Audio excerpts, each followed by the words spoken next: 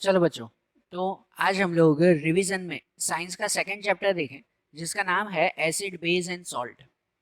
Exam wise अगर इस chapter में से देखा जाए ना, तो आपका ऑप्शन के साथ 10 मार्क का पूछा जाता है, जिसमें से ऑलमोस्ट 4 मार्क के 2 क्वेश्चंस आते हैं। मतलब इस चैप्टर में से आपके लॉन्ग क्वेश्चंस पूछे जाते हैं और दूसरा 2 मार्क का एक क्वेश्चन आता है। बराबर, इस चैप्टर में से ऑलमोस्ट ऑब्जेक्टिव नहीं पूछते, लेकिन बाय चांस भाई बोर्ड में जो है वो कुछ फिक्स नहीं होता तो शायद एक या दो ऑब्जेक्टिव्स पूछ ले। बराबर, बाकी ऑलमोस्ट इस चैप्टर में से ऑब्जेक्टिव्स नहीं आते, तो क्वेश्चन आंसर्स पे ज्यादा जोर देना इस चैप्टर के। और इस चैप्टर में जो 4 मार्क के क्वेश्चंस आते हैं ना, उनमें से भी कितने सारे क्वेश्चंस आपको तोड़ के पूछे जाते हैं।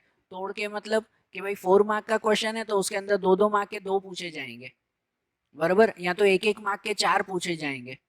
तो भले इसमें से ऑब्जेक्टिव्स नहीं आते, लेकिन ऑब्जेक्टिव वाइज आपको प्रिपरेशन तो करनी ही है। हर छोटे छोटे टॉपिक्स याद रखने हैं और मैंने यहाँ पर ऑलमोस्ट कवर किए हैं छोटे छोटे टॉपिक्स, तो वो आप लोग ध्यान देना। तो जैसे एसिड बेस और सॉल्ट के बारे में समझे, तो सबसे पहले एसिड और बेस के बारे में। तो एसिड और बेस की नॉर्मल प्रॉपर्टीज या सिंपल फिजिकल प्रॉपर्टीज के बारे में हम लोग क्या जानते हैं। तो एसिड के बारे में हम लोग कहते हैं कि उसका सॉर टेस्ट होता है, सॉर खट्टा होता है टेस्ट। और दूसरा, वो ब्लू लिटमस पेपर को रेड बनाता है। एसिड के बारे में इतना जानते हैं ना। बेस के बारे में क्या जानते हैं? तो बेस जो है वो बीटर टेस्ट होता है, बीटर मतलब कि कड़वा उसका टेस्ट होता है। And it turn red litmus paper two blue, और वो रेड लिटमस पेपर को ब्लू बनाता है। एसिड और बेस के बारे में ये सिंपल हम लोग जानते हैं। और ये एसिड और बेस हमारे आसपास कितने सारी जगह पर आए हुए हैं। बराबर, आप जो नॉर्मल जो है वो लेमन लेमन जूस पीते हो, वो भी एक तरह का एसिड है जो सॉर टेस्ट आता है उसमें। बराबर ना, कि जो आप लोग जो है वो जो टोमेटो खाते हो, जो टमाटर खाते हो, वो भी एक तरह का एसिड है उसमें। हमारे आसपास एसिड और बेस बहुत सारे आए हुए हैं। ठीक है ना। अब जैसे एसिड और बेस के बारे में आप लोग ये कह रहे हो कि अगर आसपास इतने सारे आए हुए हैं, तो एसिड के बारे में एक सिंपल और प्रॉपर्टी हमें पता है, वो यहाँ नहीं लिखी हुई है। लेकिन आप लोगों को ये ध्यान होगा कि भाई एसिड जो है वो बहुत ज्यादा क्या कहते हैं, रिएक्टिव होता है। आप लोगों ने ये सुना होगा कि भाई स्किन पे जरा सा भी एसिड गिरे तो स्किन खराब हो जाती है, कि कहीं पर जमीन पे जरा सा एसिड गिरे तो वो एरिया खराब हो जाता है। तो फिर हम लोग ये लेमन, ये टोमेटो, ये सब एसिड की तरह कैसे खा सकते हैं? क्योंकि उसमें एसिड और बेस के अलग अलग टाइप्स आते हैं, जिसे स्ट्रॉन्ग एसिड और वीक एसिड कहते हैं हम लोग। क्या कहते हैं? स्ट्रॉन्ग एसिड और वीक एसिड। जो ऐसा एसिड के जिसे आप लोग वो जानते हो कि भाई जरा सा स्किन के ऊपर गिरे और स्किन खराब हो जाती है, कुछ जो है वो जमीन खराब हो जाती है, कोई दूसरा मटेरियल खराब हो जाता है, तो वो सब एसिड स्ट्रॉन्ग एसिड कहलाते हैं। बराबर, और आप जैसे वो लेमन खाते हो, टोमेटो खाते हो, ये सब वीक एसिड कहलाते हैं। बराबर, उसी तरह से बेस में भी स्ट्रॉन्ग एंड वीक बेस आता है, जो चैप्टर में आगे हम लोग पढ़ेंगे।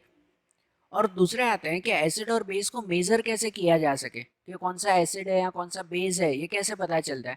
तो उसके लिए कुछ इंडिकेटर्स आते हैं।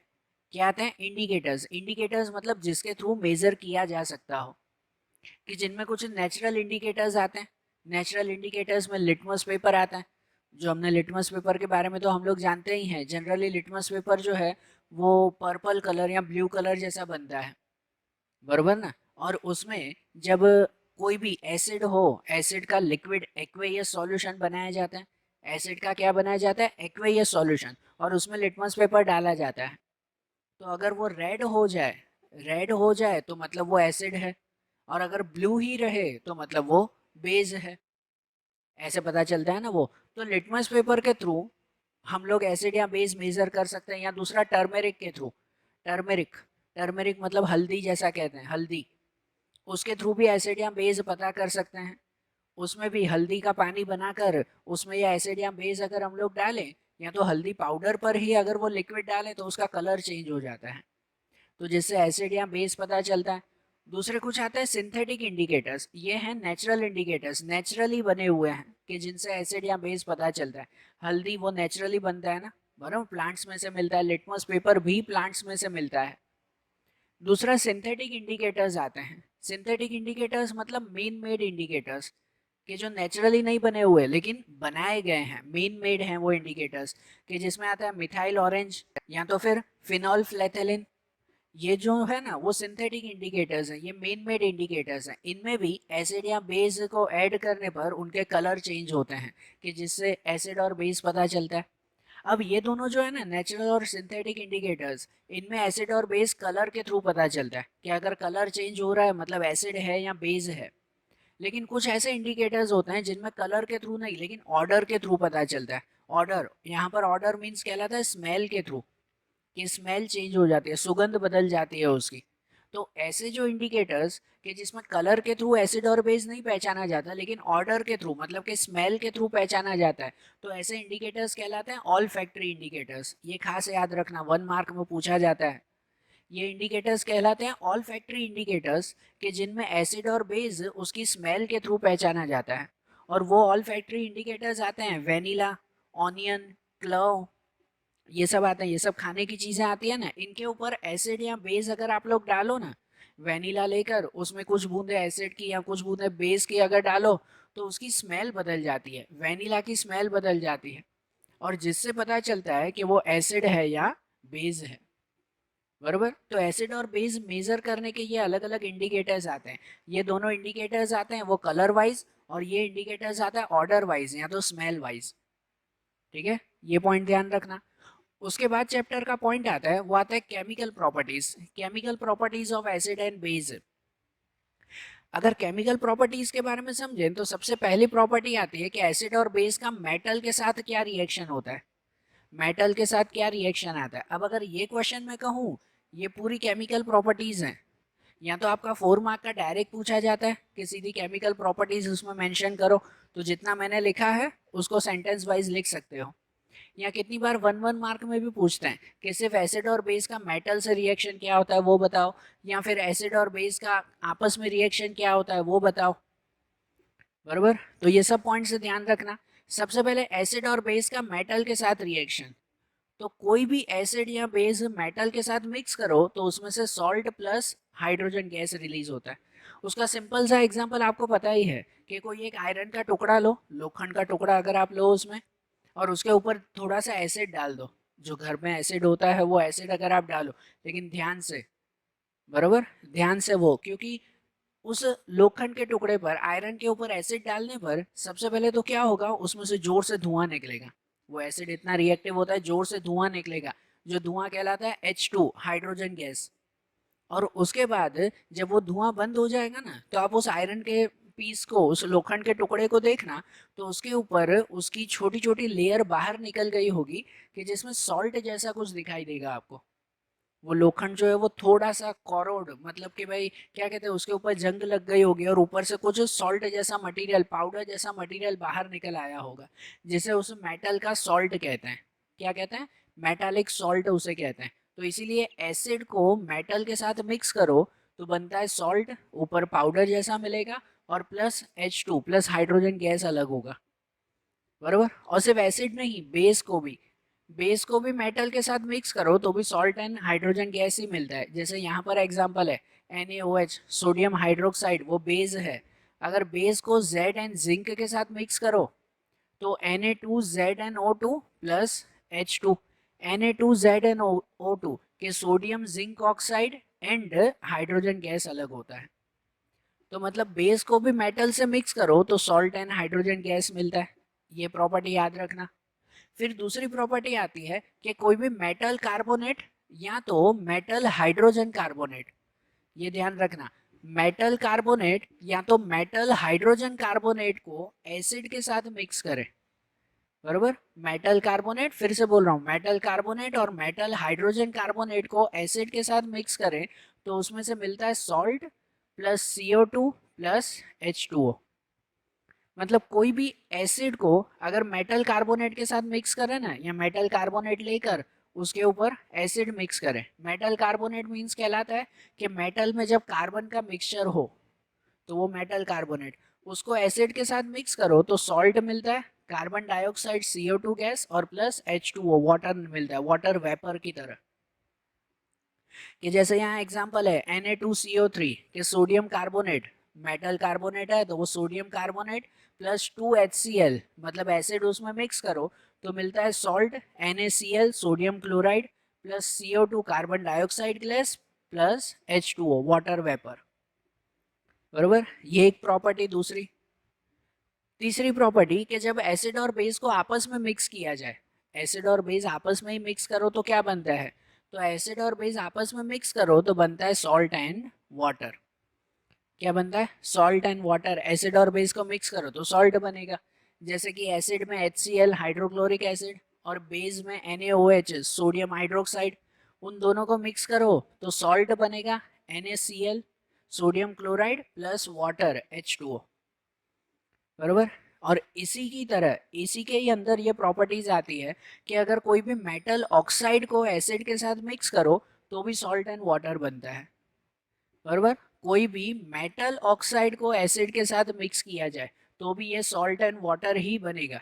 क्यों ऐसा बनेगा, क्योंकि ये जो मेटल ऑक्साइड होता है ना, ये मेटल ऑक्साइड वो एक तरह के बेस की तरह काम करता है। किसकी तरह काम करता है, बेस की तरह। तो मेटल ऑक्साइड मतलब एक तरह का बेस ही कहलाया। कोई भी मेटल ऑक्साइड को एसिड से मिक्स करो तो भी सॉल्ट एंड वाटर मिलता है। मेटल ऑक्साइड मतलब ऐसा कहो कि जैसे कि भाई आयरन है, उसको ऑक्सीजन से मिक्स करो, आयरन ऑक्साइड। सोडियम है, ऑक्सीजन से मिक्स करो, या सोडियम ऑक्साइड। या तो फिर जिंक को ऑक्सीजन से मिक्स करो तो जिंक ऑक्साइड। कोई भी मेटल को ऑक्सीजन से मिक्स करो तो वो मेटल ऑक्साइड, और उसको एसिड के साथ ऐड करो तो सॉल्ट एंड वाटर मिलता है।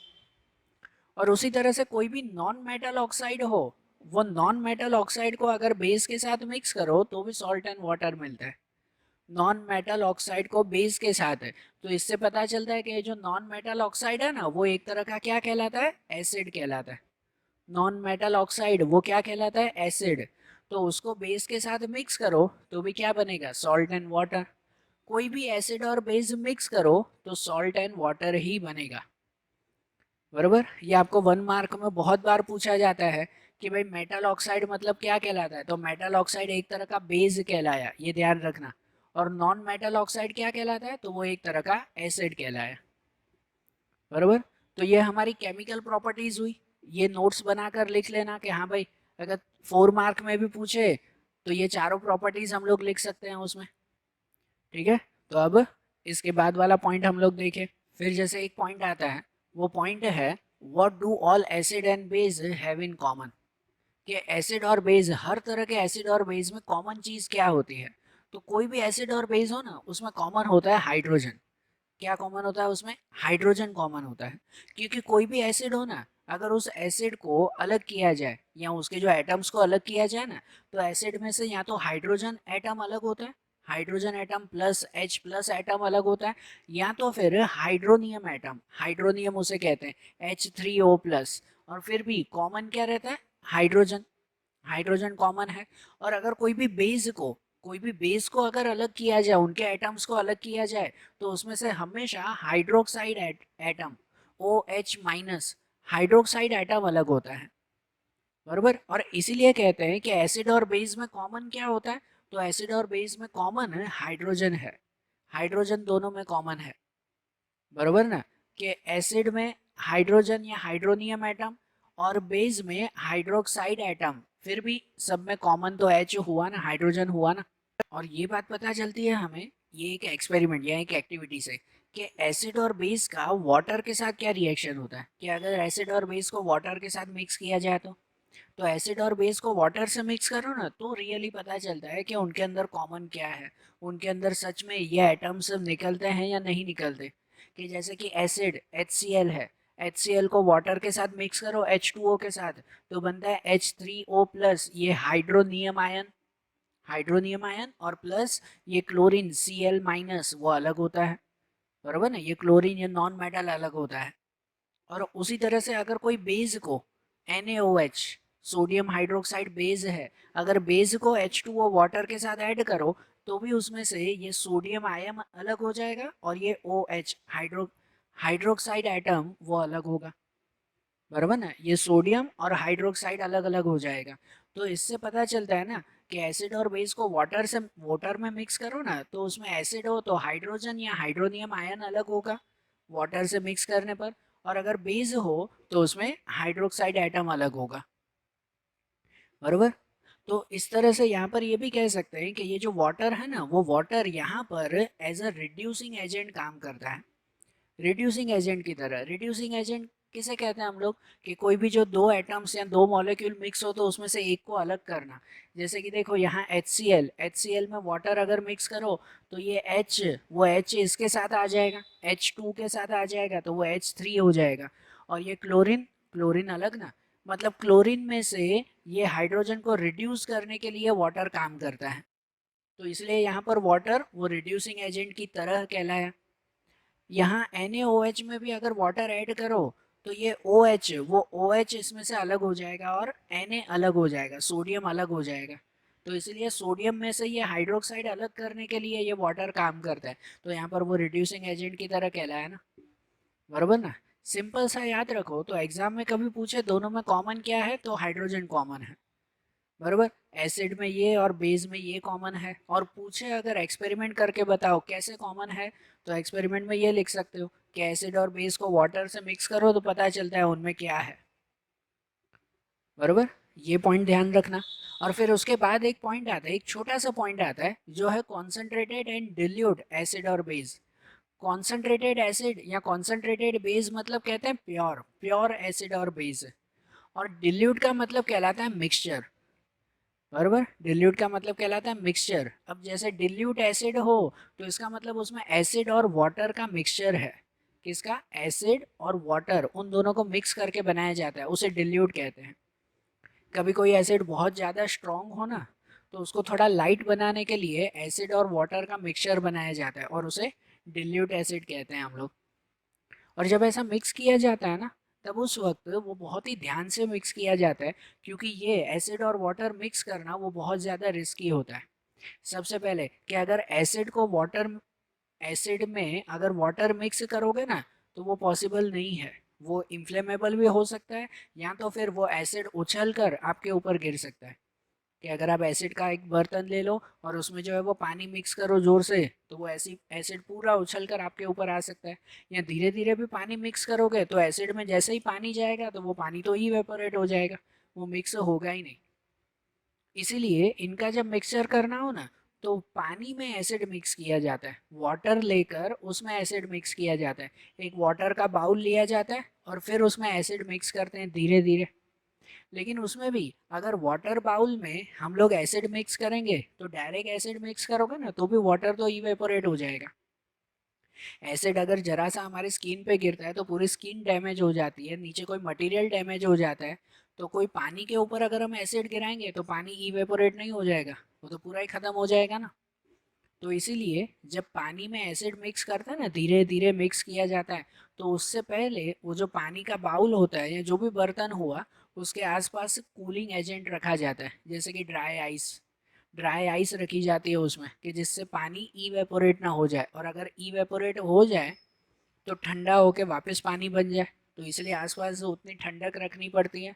उसके बाद उस पानी में धीरे धीरे धीरे एसिड मिक्स किया जाता है, और एसिड और वाटर इन दोनों का मिक्सचर बनाते हैं जिसे कहते हैं डिल्यूट एसिड, बराबर। अगर कहीं लिखा हो कॉन्सेंट्रेटेड एसिड मतलब एकदम प्योर एसिड, कहीं लिखा हो डिल्यूट एसिड, इसका मतलब उसमें एसिड और वाटर का मिक्सचर है। उसी तरह से कहीं लिखा हो कॉन्सेंट्रेटेड बेस मतलब प्योर बेस, और लिखा हो डिल्यूट बेस, तो इसका मतलब उसमें बेस और वाटर का मिक्सचर है, बराबर। ये छोटा सा पॉइंट माइंड में रखना। फिर एक पॉइंट आता है, वो आता है how strong are acid and base. Acid और बेस वो कितना स्ट्रॉन्ग कहलाते हैं। अब एसिड और बेस की स्ट्रॉन्गनेस मेजर करनी हो तो क्या, कि जैसे अगर एक खाली टोमेटो ही अगर लो, टमाटर लो, तो वो एसिड कितना स्ट्रॉन्ग या कितना वीक है, तो उसकी स्ट्रॉन्गनेस कैसे मेजर करें। तो उसको मेजर करने के लिए एक यूनिट आता है जिसे कहते हैं पीएच, पीएच यूनिट।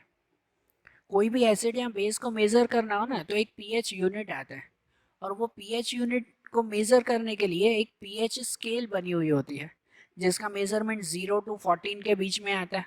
नंबर किसके बीच में आता है, 0 to 14 के बीच में। कि जिसमें कोई भी चीज़ का पीएच मिक्स मेज़र करके, कोई भी चीज़ का पीएच मेज़र करके पता कर सकते हैं कि वो एसिड है या बेस है। अगर किसी का भी पीएच 0 to 7 के बीच में आया तो वो एसिड है। अगर किसी का भी पीएच 7 to 14 के बीच में आया मतलब वो बेस है। और एग्जैक्ट 7 आया मतलब वो न्यूट्रल है, सॉल्ट है।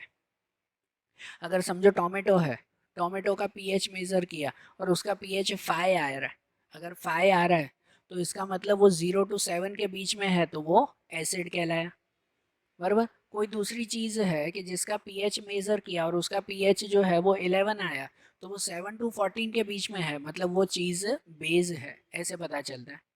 और कितनी स्ट्रॉन्ग या वीक, तो वो 0 to 7 में ऐसे पता चलता है कि जितना पीएच इस तरफ हो ना, 7 से जितना कम हो ना, उतना ज़्यादा स्ट्रॉन्ग एसिड कहलाता है।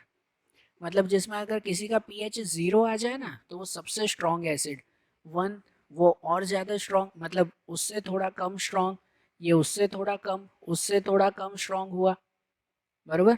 और ये 6 अगर पीएच हो तो मतलब सबसे वीक एसिड कहलाया। वीक एसिड मतलब एसिड इस तरफ होता जाए ना, 6 से 1 तक अगर होता जाए तो उसकी स्ट्रॉन्गनेस बढ़ती जाती है, और 1 to 6 आता जाए तो वो एसिड की स्ट्रॉन्गनेस कम होती जाती है। इस तरफ स्ट्रॉन्ग एसिड, इस तरफ वीक एसिड। और बेस में उल्टा, बेस में अगर किसी का पीएच 8 हो तो वो वीक बेस कहलाया। क्या कहलाया? Weak base. और जैसे जैसे पीएच बढ़ता जाता है वैसे वैसे स्ट्रॉन्ग बेस होता जाता है। इस तरफ होता है स्ट्रॉन्ग बेस और इस तरफ होता है वीक बेस। तो इसलिए कोई भी मटेरियल का पीएच मेजर करते हैं और पता चलता है कि वो कितना स्ट्रॉन्ग या कितना वीक एसिड या बेस है। लेकिन पीएच मेज़र कैसे करें? पीएच को मेज़र कैसे किया जाता है? तो पीएच मेज़र करने के लिए अलग अलग इंडिकेटर्स आते हैं, अलग अलग इंडिकेटर जिससे मेज़र किया जा सके। जैसे एक आता है लिटमस पेपर, ये तो नॉर्मल हमने चैप्टर की स्टार्टिंग में ही समझा ना, कि लिटमस पेपर, अगर समझो कोई ब्लू लिटमस पेपर रेड हो जाता हो तो मतलब वो एसिड है, तो इसका मतलब उसका पीएच 0 to 7 के बीच में होगा। कितना होगा वो एग्जैक्ट नहीं पता चलता, लिटमस पेपर से अंदाजे से पता चलता है। अगर कोई लिटमस पेपर ब्लू हो गया मतलब वो बेस है, इसका मतलब उसका पीएच 7 to 14 के बीच में होगा। कितना होगा वो नहीं, हाँ, सिर्फ लिटमस पेपर से अंदाजे से पता चलता है। तो दूसरा आता है पीएच पेपर। आपको एक पीएच पेपर आता है, बरोबर। आपको कोई भी जो है वो लेबोरेटरी में मिल जाता है पीएच पेपर। उस पीएच पेपर के साथ जो है वो आपको एक इंडिकेटर देते हैं। 1 to 14 तक के अलग अलग कलर बने हुए होते हैं, और एक नॉर्मल सा पीएच पेपर येलो या वाइट कलर का आपको देते हैं। फिर वो पीएच पेपर आप कोई भी मटेरियल में डालो ना तो उसका कलर बदलेगा, कोई भी कलर हो सकता है, रेड, ऑरेंज, ग्रीन, ब्लू। और आपको साथ में एक पट्टी देते हैं जिसमें वो सब 1 to 14 तक कलर होते हैं। अब समझो ऑरेंज कलर हुआ, तो ऑरेंज कलर 3 नंबर पे है, तो आपको पता चलेगा कि उसका पीएच 3 है। बराबर ना, उस पट्टी पे देखकर पता चलेगा। नॉर्मल सा वाइट या येलो पीएच पेपर होता है, उस पीएच पेपर को आप कोई भी मटेरियल में डालोगे, जैसे कि लेमन वाटर ही होता है, लेमन वाटर में डालो तो उस पीएच पेपर का कलर वाइट से समझो ऑरेंज हो गया। तो वो आपके पास पट्टी होगी, उस पट्टी में देखना ऑरेंज कौन से नंबर पे आता है, 3 नंबर पे, मतलब उसका पीएच 3 है। बराबर। अगर समझो भाई उसमें जो है वो कोई भी मटेरियल में डालने पर वो ग्रीन कलर का हो गया, तो वो ग्रीन कलर कौन से नंबर पे आता है उस पट्टी में देखना होता है। तो अगर वो ग्रीन कलर 7 नंबर पे आया मतलब उसका पीएच 7 है, वो न्यूट्रल है। बराबर। तो पीएच पेपर से भी पीएच मेजर करता है। या फिर यूनिवर्सल इंडिकेटर आता है। यूनिवर्सल इंडिकेटर आपको एक तरह की लिक्विड बॉटल आती है कि कोई भी मटेरियल एसिड या बेस है, तो उस बॉटल की 2 या 3 बूंदें उस मटेरियल पे डालनी होती है। जैसे अगर वही लेमन जूस है, तो लेमन जूस एसिड है या बेस है, तो 1 चम्मच जितना लेमन जूस लो और उसमें 1 या 2 बूंद इस यूनिवर्सल इंडिकेटर, उस दवाई की समझो 1-2 बूंद डाल दो, तो उस लेमन जूस का कलर बदल जाएगा। बराबर, उसका कलर बदलेगा।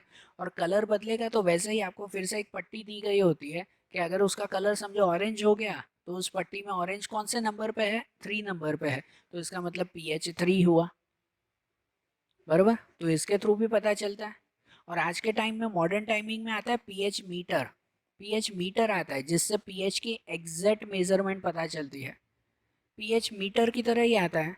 बराबर, जैसे घड़ी आती है वैसे ही जो है वो उसके ऊपर नंबर्स लिखे हुए होते हैं। कोई भी मटेरियल में खाली उसके मीटर की 2 वायर डाल दो तो वो मीटर एग्जैक्ट आपको बता देगा उसका पीएच कितना है भाई। 5.5 पॉइंट के साथ एग्जैक्ट बताएगा आपको। बराबर। तो आज के टाइम में ये पीएच मीटर आता है कि जिससे परफेक्ट पीएच पता चलता है। और ये पीएच काम कहाँ पर आता है, तो उसकी इम्पोर्टेंस दी गई है आपको अलग अलग तरह से। कि सबसे पहले अगर कहें ना तो फॉर सस्टेन लाइफ, हमारी ज़िंदगी को चलाने के लिए पीएच सबसे ज़्यादा ज़रूरी है। कोई भी प्लांट्स एनिमल्स हो ना, कोई भी प्लांट्स या एनिमल्स, इवन हम ह्यूमंस भी, तो हमारी बॉडी जो है ना, हमारी स्किन, हमारी बॉडी पूरी, उसका पीएच वो जनरली 7 टू 7.8 के बीच में होता है। हमारी स्किन का पीएच भी 7 टू 7.8 के बीच में। जो प्लांट्स होते हैं ना, तो उस प्लांट्स का बाहर का सरफेस, उसके पत्ते, उसकी लकड़ियाँ, जो बाहर का सरफेस, उसका पीएच भी 7 टू 7.8 के बीच में होता है। तो अगर इसका पीएच समझो उससे कम हो जाए ना, तो वो प्लांट्स या एनिमल्स, इवन हम भी, वो सस्टेन नहीं रह पाते, हम जिंदा नहीं रह पाते, बरोबर, डेथ हो जाती है। जैसे आप लोगों को वो ध्यान होगा, एसिड रेन होती है ना, एसिड रेन के बारे में आपने सुना है ना। पॉल्यूशन बढ़ जाता है तो वो बारिश में जो है वो केमिकल्स के साथ बारिश नीचे गिरती है, तो उसे एसिड रेन कहते हैं। उस एसिड रेन में वो जहाँ पर भी गिरती है ना एसिड रेन, तो वहाँ का पीएच बदल जाता है। अगर समझो कोई पेड़ के ऊपर वो रेन, वो बारिश अगर गिर रही है, तो उस पेड़ का पीएच 7 टू 7.8 के बीच में होगा। लेकिन उस बारिश की वजह से उसका पीएच कम होके 5 या 5.5 हो जाएगा। अब उसका पीएच 5 हो जाए तो मतलब वो तो एसिड हुआ ना, बराबर ना। और इसकी वजह से कितनी बार वो पेड़ पूरा मुरझा जाते हैं, क्योंकि उसका पीएच कम हो जाता है। हमारी स्किन के ऊपर ही आपको ही पता है कि अगर स्किन के ऊपर जरा सा भी एसिड गिरे, एक बूंद भी, तो पूरी स्किन डैमेज हो जाती है। क्यों डैमेज हो जाती है? क्योंकि स्किन का पीएच सडनली 7 से कम होके ना 1-2 पे पहुंच जाता है, बराबर। हाँ, 7 से कम होके 1-2 पे पीएच आ जाता है। तो मतलब एसिड इतना ज़्यादा बढ़ जाता है कि वो स्किन पूरी डैमेज हो जाती है। तो इसलिए सबसे पहले तो हमें ज़िंदा रहने के लिए ही पीएच ज़रूरी है, पीएच का मेंटेन ज़रूरी है। उसके बाद सॉइल में या एग्रीकल्चर में, आज के टाइम में एग्रीकल्चर में भी सबसे पहले सॉइल को मेज़र किया जाता है, उसका पीएच कितना है। एक परफेक्ट सॉइल हो ना, जिसमें अच्छा अनाज उग सके, तो उसका पीएच 6.5 से 7.3 के बीच में होना चाहिए। तो 6.5 से 7.3 के बीच में मतलब न्यूट्रल जितना होना चाहिए ना, बराबर ना, उसका पीएच। तो अगर कोई सॉइल का पीएच 6.5 से कम है, 6.5 से अगर कम है, तो मतलब वो सॉइल है ना, एसिडिक सॉइल कहलाती है। क्या कहलाती है? Acidic soil. और तो उसमें फर्टिलाइजर जो डालना पड़ता है ना, पता है, खाद डालते हैं, फर्टिलाइजर डालते हैं, वो बेसिक फर्टिलाइजर डालते हैं। क्या डालते हैं? Basic fertiliser. अगर सॉइल एसिडिक है तो उसमें फर्टिलाइजर बेसिक डालना होता है, कि जिससे वो सॉइल न्यूट्रल हो जाए। अगर किसी सॉइल का पीएच 7.3 से ज़्यादा है, तो अगर सॉइल का पीएच 7.3 से ज़्यादा मतलब वो बेस हुआ ना, वो सॉइल बेसिक सॉइल हुई। तो उसमें जो फर्टिलाइजर डालते हैं ना, वो एसिडिक फर्टिलाइजर डालते हैं, कि जिससे सॉइल न्यूट्रल हो जाए। तो इसलिए आज के मॉडर्न टाइमिंग में एग्रीकल्चर में भी जो है वो पहले ज़मीन को चेक किया जाता है कि वो ज़मीन कैसी है, फिर उसके हिसाब से उसमें फर्टिलाइज़र डालते हैं, सीड्स डालते हैं, कि जिससे सॉइल का पीएच भी मेंटेन रहे और जो है वो खेती अच्छी तरह से हो सके। Then for digestion of food, food digestion के लिए आपको पता है ना कि हमारे डाइजेस्टिव सिस्टम में भी जो स्टमक आया हुआ है, उस स्टमक में HCl, हाइड्रोक्लोरिक एसिड है। और वो हाइड्रोक्लोरिक एसिड का पीएच वो 1 to 3 के बीच में है। कितना है? 1 to 3 के बीच में। हमारे पेट में भी इतना स्ट्रॉन्ग एसिड है जिसका पीएच 1 to 3 के बीच में हो, तो इसका मतलब वो तो स्ट्रॉन्ग एसिड कहलाया ना। इतना स्ट्रॉन्ग एसिड हमारे अंदर है जो फूड के डाइजेशन में हेल्प करता है। अब कितनी बार हम लोग ज़्यादा जंक फूड खा लेते हैं, पिज़्ज़ा बर्गर वगैरह खा लिया, ज़्यादा नॉनवेज खा लिया, बहुत भारी खाना खा लिया। तो वो भारी खाना, उसमें भी ऑलरेडी एसिड होता है। आप पिज़्ज़ा बर्गर वगैरह खाते हो तो उसमें जो मसाले डलते हैं, जो तेल डलता है, जो उसमें केचप वगैरह यूज़ होती है, उन सब में भी ऑलरेडी एसिड होता है, बराबर ना। वो स्वादिष्ट होता है, जो आपको चटपटा लगता है, तो वो चटपटा किसके वजह से लगता है? उसके एसिड की वजह से लगता है। तो जब वो बहुत ज़्यादा हम लोग खा लेते हैं ना, तो हमारे पेट में ऑलरेडी एसिड है, और उसकी वजह से बहुत ज़्यादा एसिड और ज़्यादा बढ़ जाता है। पेट में एसिड का प्रोपोर्शन बहुत ज़्यादा बढ़ जाता है और फिर हमें पेट दर्द होने लगता है, जिसे हम लोग सिंपल लैंग्वेज में कहते हैं एसिडिटी हो गई। क्या हो गया? एसिडिटी, मतलब पेट में एसिड बढ़ गया। पहले ही एसिड है, जो तो नॉर्मल डाइजेशन का काम करते हैं, हमने एक्स्ट्रा एसिड खा लिया, बहुत ज़्यादा खा लिया, बरोबर, तो उसे एसिडिटी कहते हैं। और फिर उसको शांत करने के लिए क्या करना होता है पता है? हमें बेस खाना पड़ता है, कि जिससे अंदर जाकर एसिड और बेस न्यूट्रल हो जाए। अगर एसिड पेट में बढ़ जाता है तो हमें बेस खाना पड़ता है। सबसे कॉमन बेस आज के टाइम में आता है, वो आता है इनो। सबको पता होगा, पता है, आता है ना इनो। भाई इनो क्या काम करता है, वो बेस का काम करता है। जैसे ही आप लोग वो इनो पीते हो तो वो अंदर के एसिड को शांत कर देता है। या तो फिर नॉर्मल आता है, वो आता है मैग्नीशियम हाइड्रोक्साइड। दूसरा मैग्नीशियम हाइड्रोक्साइड नाम का बेस आता है जिसे मिल्क ऑफ मैग्नीशिया कहते हैं। मिल्क ऑफ मैग्नीशिया नॉर्मल इनो की तरह ही वो भी है, उसका सिमिलर ही है। तो वो बेस की तरह काम करता है। तो मतलब देखो, हमारे फूड डाइजेशन में या तो कहो कि हमारी बॉडी के इंटरनल मेंटेनेंस के लिए भी ये पीएच ज़रूरी है ना, कि अगर पीएच बढ़ जाए, एसिड या बेस बढ़ जाए, तो वो हमारी बॉडी को हार्म करता है। या तो फिर फॉर डीकेइंग टूथ, आपके जो है वो दांत के लिए, आपके दांत पता है वो जो है वो कैल्शियम के बने हुए होते हैं। हमारे दांत सबके किसके बने हुए होते हैं, कैल्शियम के। अब जिसका पीएच, उस कैल्शियम का पीएच 5.5 या उससे ज़्यादा होना चाहिए। क्या होना चाहिए, 5.5 या उससे ज़्यादा। 5.5 से ज़्यादा हो मतलब नॉर्मल या बेस होना चाहिए ना उसमें। सही बात है ना। लेकिन कितनी बार ऐसा होता है कि जब हम खाना खाते हैं तो खाना खाने के बाद मुंह अच्छी तरह से नहीं धोते, खासकर रात को सोते वक्त मुंह अच्छी तरह से धोते नहीं है, तो खाना जो है वो दांतों में फंस जाता है। और वो जो फंसा फंसा हुआ जो खाना होता है ना, वो पूरे रात मुंह में एसिड क्रिएट करता है। और एसिड क्रिएट करने की वजह से हमारे जो दांत है ना, उसका पीएच 5.5 से कम हो जाता है। 5.5 से पीएच कम हो जाता है मतलब दांतों में एसिड बढ़ जाता है, और जिसकी वजह से दांत डिकेड होते हैं, सड़ जाते हैं। बरोबर। इसी वजह से तो कहता है ना कि आपको जो है वो टाइम टू टाइम ब्रश करना चाहिए, खाना खाने के बाद मुंह अच्छी तरह से धो लेना चाहिए, कि भाई कुछ भी दांतों में फंस गया तो वो एसिड क्रिएट करता है और दांतों का पीएच कम करके दांतों को सड़ाता है वो। इसकी वजह से तो पता है आज के टाइम में जो टूथपेस्ट यूज़ करते हैं उसमें नमक डालते हैं। बराबर, हाँ, लिटरली सॉल्ट डाला जाता है कि जिससे आपका पीएच नॉर्मल रहे, न्यूट्रल रहे। या तो जो आपका टूथपेस्ट आता है वो बेसिक होता है, बेसिक होता है कि जिससे आपका पीएच, मुंह का पीएच वो 5.5 से ज़्यादा ही रहे।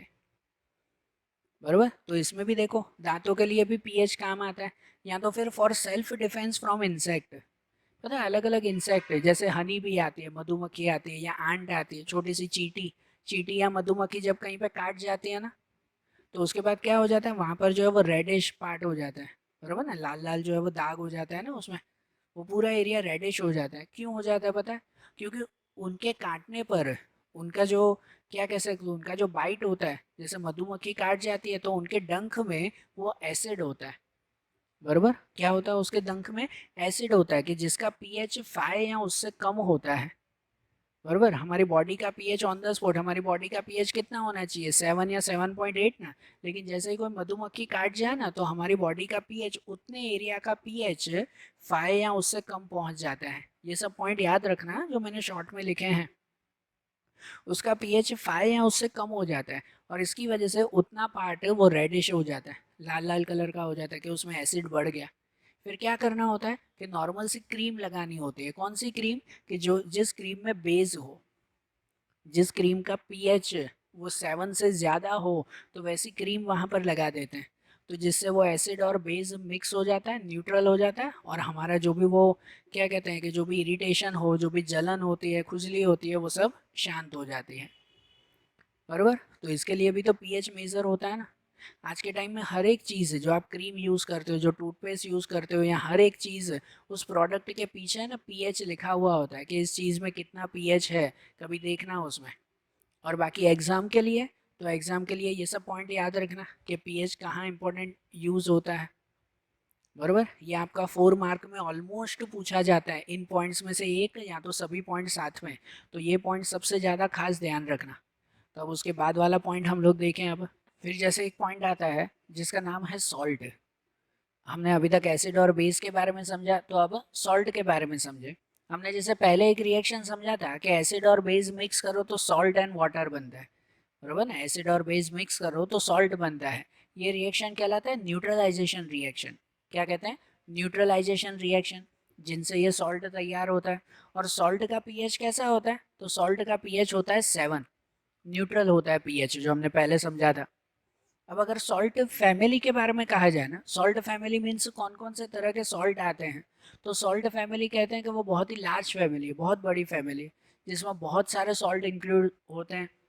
जनरली अगर कहा जाए ना, तो कोई भी मेटल या नॉन मेटल को सल्फेट से मिक्स करो तो वो सॉल्ट तैयार होता है। जैसे potassium sulphate, sodium sulphate, calcium, magnesium, copper sulphate, बराबर। या तो फिर क्लोराइड के साथ, जैसे सोडियम क्लोराइड, सबसे कॉमन सॉल्ट सोडियम क्लोराइड आता है। और ये तो कुछ बेसिक एग्जांपल्स हैं आपके टेक्स्ट बुक के। बाकी इसके अलावा तो सॉल्ट वो बहुत सारे एग्जांपल्स आते हैं उसमें। और सॉल्ट का जनरली यूज़ कहाँ, सबसे कॉमन जो हम लोग सॉल्ट का यूज़ करते हैं वो खाने में, तो वो तो आता है सोडियम क्लोराइड, वो तो अलग चीज़। लेकिन सॉल्ट में से दूसरे बहुत सारी दूसरी चीज़ें भी बना सकते हैं। जैसे सॉल्ट में से बनता है sodium hydroxide, salt use of making sodium hydroxide, baking soda बनता है, वॉशिंग सोडा, ब्लीचिंग पाउडर, ये सब चीज़ें तैयार होती हैं।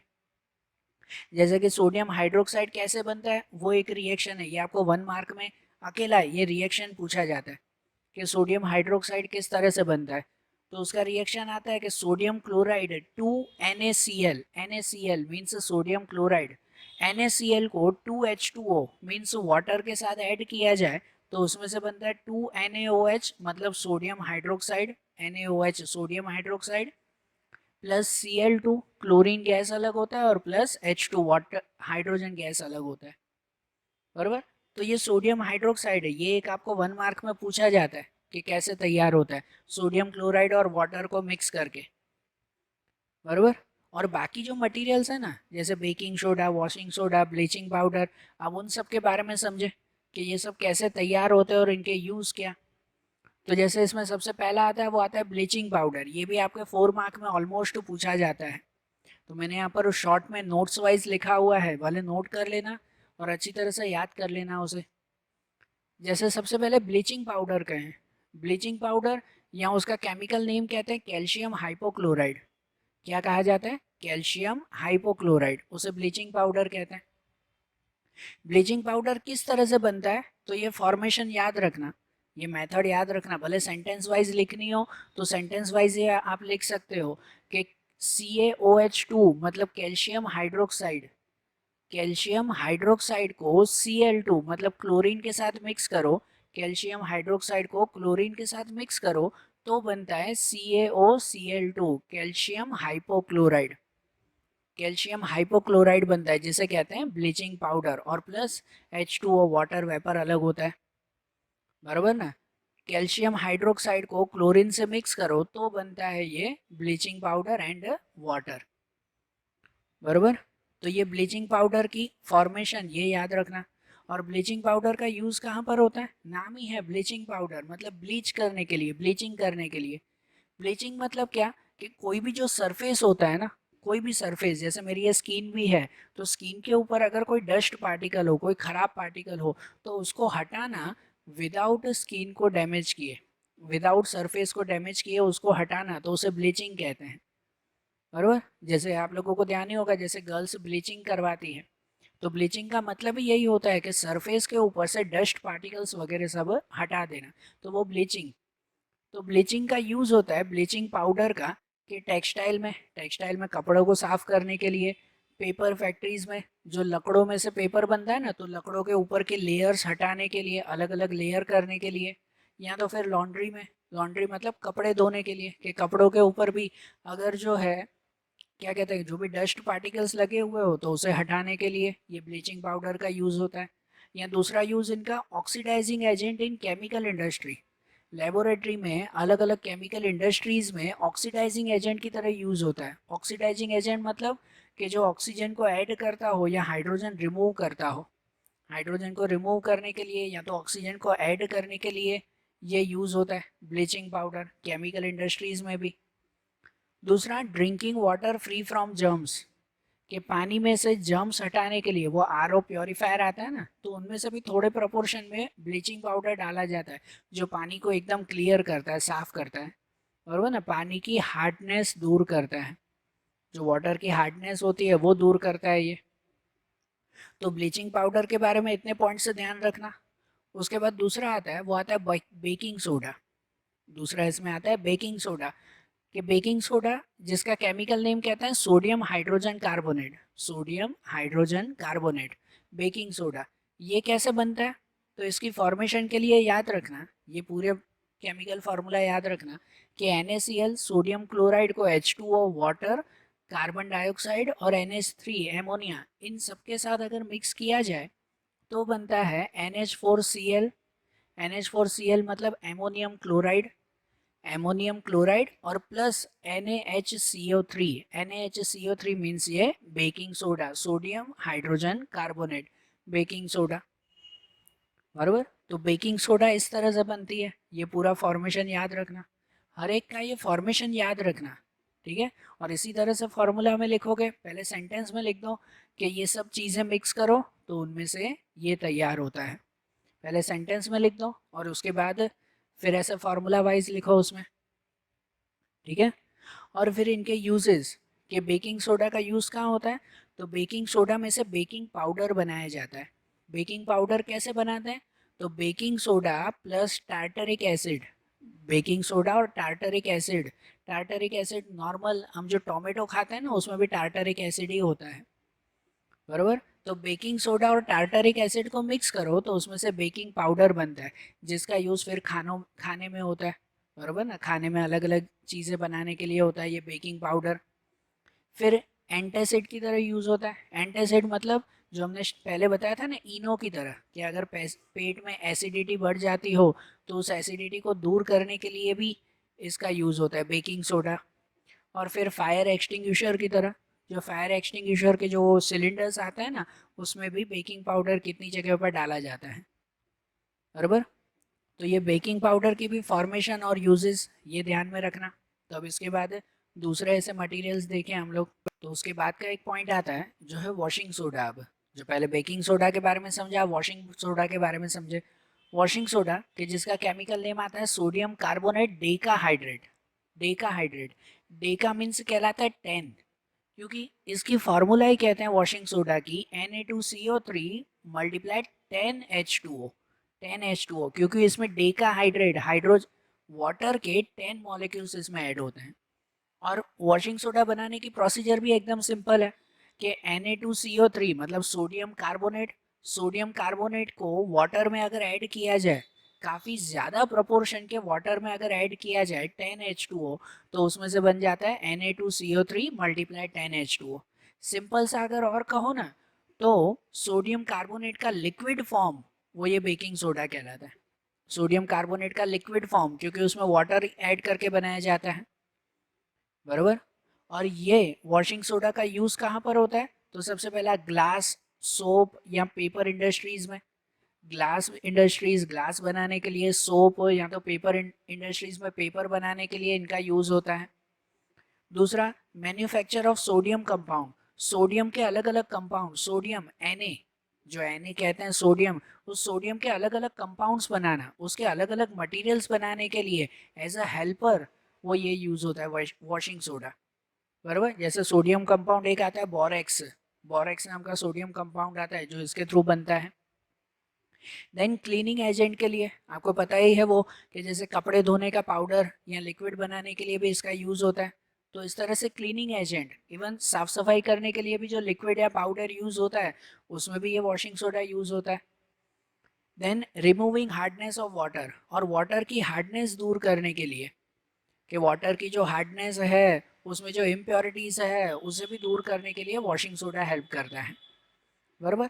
तो ये वॉशिंग सोडा के बारे में हुआ, इसमें भी पहले की तरह इसकी फॉर्मेशन याद रखना और इनके यूजेस याद रखना ये, बराबर। उसके बाद एक शॉर्ट पॉइंट आता है, जो पॉइंट है are crystals of salt really dry. Are crystals of salt really dry, कि जैसे सॉल्ट होता है ना, आपके घर का जो नमक ही समझ लो ना, NaCl सोडियम क्लोराइड जिसे हम लोग कहते हैं, नमक के जो वो वाइट कलर के जो छोटे छोटे दाने, छोटे छोटे क्रिस्टल्स होते हैं, वो देखने में तो एकदम ड्राई लगते हैं, देखने में कैसे लगते हैं, एकदम ड्राई, लेकिन क्या वो रियली ड्राई होते हैं। कोई भी ऐसा सॉल्ट क्यों ना हो, जो से हमने ये सब भी देखे कि ये सब सॉल्ट हैं, लेकिन क्या ये रियली ड्राई होते हैं, दिखते हैं वैसे, तो नहीं, वो रियली ड्राई नहीं होते। उस सॉल्ट के अंदर भी थोड़े से प्रोपोर्शन में वाटर मॉलिक्यूल्स होते हैं। जैसे वॉशिंग सोडा ही देख लो, कि वॉशिंग सोडा की फॉर्मूला ही यही कहती है डेका हाइड्रेट इसमें है। तो दिखने में भले ही वो कितनी बार पाउडर की तरह कुछ लगेगा, लेकिन उसमें वाटर मॉलिक्यूल्स आए हुए होते हैं, बरोबर ना। कहो सॉलिड फॉर्म में या ड्राई फॉर्म में वो वाटर मॉलिक्यूल्स होते हैं, और ये पता चलता है जब उसको गर्म किया जाता है। कोई भी सॉल्ट को जब गर्म करो तो पता चलता है कि हाँ उसमें वाटर मॉलिक्यूल्स हैं, जो वाटर मॉलिक्यूल्स कितनी बार जो है वो इवेपोरेट होते हुए दिखाई देते हैं फिर। तो सिंपल सा पॉइंट खाली इतना ही है कि जो सॉल्ट के क्रिस्टल्स ड्राई दिखाई देते हैं ना, पर वो एक्चुअली ड्राई होते नहीं है। फिर एक आखिरी पॉइंट आता है, वो आता है प्लास्टर ऑफ पेरिस के बारे में। प्लास्टर ऑफ पेरिस जिसकी केमिकल फार्मूला आती है CaSO4 multiply half of H2O, half of H2O water का हाफ मॉलिक्यूल जैसे। CaSO4 calcium sulphate multiply half of H2O, जिसका केमिकल नेम कहते हैं, प्लास्टर ऑफ पेरिस का chemical name calcium sulphate hemihydrate. Calcium sulphate hemihydrate, hemi means कहते हैं half, ये water के लिए hydrate, hemihydrate. Plaster of Paris का यूज़ कहाँ पर होता है?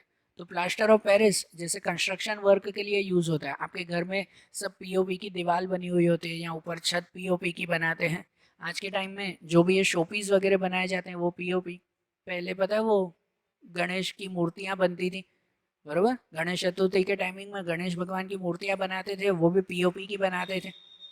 तो जनरली कंस्ट्रक्शन में यूज़ होता है। फिर हॉस्पिटल फील्ड में यूज़ होता है, मेडिकल फील्ड में जब वो प्लास्टर चढ़ाने होते हैं ना, किसी का जो है वो बोन फ्रैक्चर हो चुका हो, हड्डी फ्रैक्चर हो चुकी हो या और कोई वजह से, तो उसमें प्लास्टर चढ़ाना पड़ता है हाथ या पैर में। तो वो प्लास्टर भी किसका चढ़ाते हैं? पीओपी का। तो पीओपी का अलग अलग जगह पर यूज़ होता है, लेकिन ये पीओपी बनता कैसे है? पीओपी प्लास्टर ऑफ पेरिस ये बनता कैसे है? तो ये बनता है जिप्सम में से। किस में से बनता है? जिप्सम। खाली ये फॉर्मेशन याद रखना कि जिप्सम को अगर गर्म किया जाए 373 केल्विन टेम्परेचर पे, अगर उसको गर्म किया जाए जिप्सम को, तो फिर उस जिप्सम के अंदर जो वाटर मॉलिक्यूल्स होते हैं ना, वो सब वाटर मॉलिक्यूल्स हट जाते हैं, वाटर मॉलिक्यूल्स इवेपोरेट हो जाते हैं, और फिर जो ड्राई जिप्सम होता है उसे हम लोग कहते हैं पीओपी, प्लास्टर ऑफ पेरिस। बरोबर, कि जिप्सम को जब गर्म किया जाए तो उनमें से सब वाटर मॉलिक्यूल्स हट जाते हैं और बनता है फिर ये पीओपी, प्लास्टर ऑफ पेरिस। और पता है प्लास्टर ऑफ पेरिस ऐसा मटेरियल है कि जिसको हम लोग फिर से जिप्सम में कन्वर्ट कर सकते हैं। कि सिंपल इसी प्लास्टर ऑफ पेरिस में अगर फिर से वाटर ऐड किया जाए ना, क्योंकि जिप्सम को गर्म करते हैं तो उसमें से वाटर मॉलिक्यूल्स निकल जाते हैं, लेकिन अगर फिर वही पीओपी में जब फिर से वाटर मॉलिक्यूल्स ऐड करें, वाटर ऐड करें ना, तो उनमें से फिर से जिप्सम बन जाता है। बरोबर, पीओपी में अगर पानी ऐड किया जाए तो वो फिर से जिप्सम बन जाएगा। समझ आई ना बात है? तो ये आखिरी एक पॉइंट आपको दिया हुआ था पीओपी के बारे में। तो आज जैसे ये चैप्टर में हमने देखा ना, जो भी सब पॉइंट्स देखे, सब पॉइंट्स अच्छी तरह से नोट कर लेना एक बुक में, पॉइंट्स याद कर लेना। तो फिर आगे के जो चैप्टर के रिवीजन है वो अब हम लोग अगले वीडियोस में देखेंगे। Okay, thank you.